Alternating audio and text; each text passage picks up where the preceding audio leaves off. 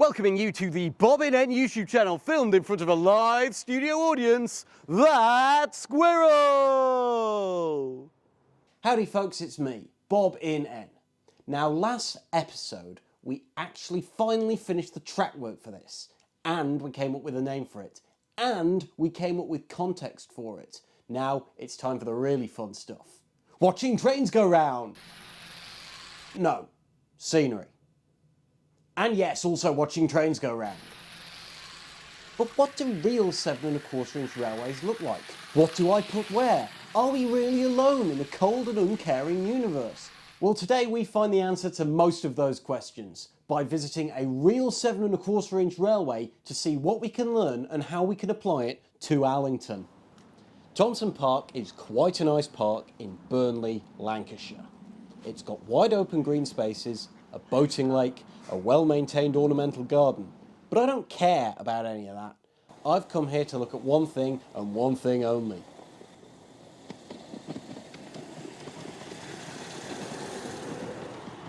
The railway. First off, let's have a look at the station. It's both ballasted and paved. And this is to easily tell the difference about where to stand if you're a person or a train. Speaking of the platform, look how high it is. It's barely higher than the rail height. And this is because the clientele here is mostly younger children or older people, so they might not have the same ability as some young, fit railway modeller like myself. Ugh. There's also these rail crossings. The rails are completely sunk into the ground, and they're unmarked as well. This relies on the common sense of working folk to actually look and see if there's a train coming before they step out into the line. Moving on to the rest of the track, it's quite thinly ballasted with a grass verge on either side. In this railway, this is done to save materials, ballast and workforce on a mostly volunteer basis, but it poses an interesting challenge that we can solve in Allington. There's also this siding area where the steamers can be prepped and locos can be stored. We can see that this area is also well ballasted, covering all the sidings. This is something that we can definitely work into the Allington layout. Now we can look at the actual track plan itself. It spends most of its time in the nicely kept lawn of the park, surrounding this garden that you found me in earlier. But it also travels through this wooded area that provides a bit of visual difference and can break up the regular park views. The railway's initial start was what they call mobile tracks, and there were mobile tracks all over the north of England running a little track, raising funds. Slowly but surely they got the funds to start deciding that we wanted to set down a static railway. Burnley Council decided against it, so they came to Burnley Council. Then Burnley Council came back and said, we would like you to run a railway from the gates of Townley Hall up to the Townley Hall. But the society then said, I'm sorry, that is far too much for us, we would not be able to do that. How about Thompson Park? And it started off with a circle.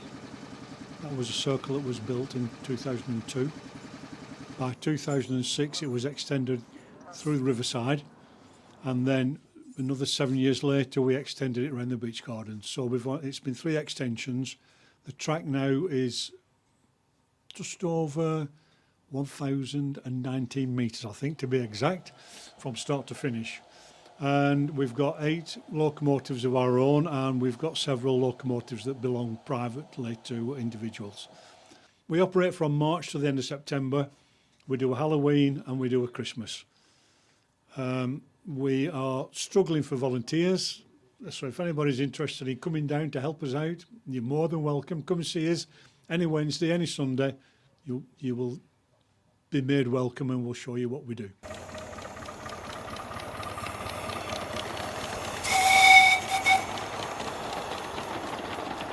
Well, now I've made it back from Burnley and I'm filled with ideas of what we can do next. We saw a lot of elements in Thompson Park that we can work into the layout without even thinking too hard about it. For example, this area here will be good for shunting, like we saw on the full-size railway. This place is excellent for a station, but it was designed to be a station, and we have a loop around a central point of interest. So let's make it look like a park. First we've got the station, and we can just outline the platforms where we can fit them.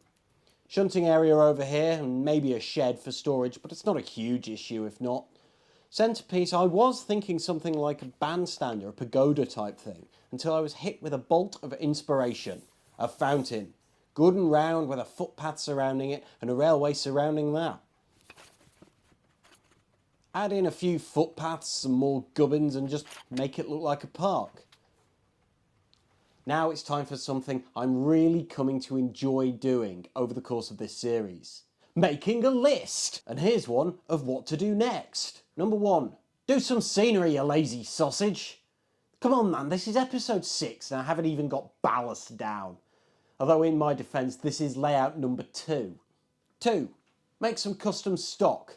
You can't go around telling everyone, oh, it's a miniature railway, if all of your stock is full size. 3, buildings. You know what you need. Get to it. The time of planning is over. Now is the time of doing.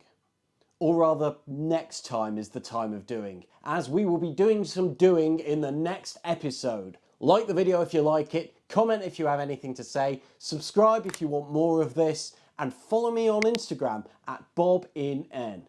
Thank you very much for watching, and I will see you all next time.